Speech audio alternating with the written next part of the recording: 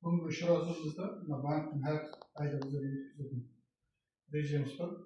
Кредит паспорттарымен таныстырудың бүгінгі ұшырасуымызда шаруашылық саласын рәвіжландыру деген 2025 жылы 13 айда тасdiqlanған кредит мақсатымен таныстырып өтеміз. Бұда қарыз алушы юридик шахс, мемлекеттік шахс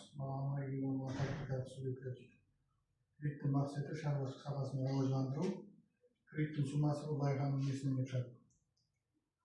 Қиматынан келіп шығады дейді. Бұда тәшәббүскер өз үлесімен қатынасу керек, 30%-ден кем болмаған ортада. 500 миллионға шейін кредиттер тәшәббүскердің үлесі сұралмайды. Кредиттің мүддеті қаржы толтыру үшін айланба қаржылары 36 айға болады. Местный малларды сатып алу үшін 48 айға дейін болады. Махалли шаруа маллары дейді, қыстақ қожалық техниканың шаруашылық мақсатында істеп шығару шаруалары дейді. Бұлар 48. Шетелден алып сатып алып келетін болса 60 айға дейін. Құрылыс үшін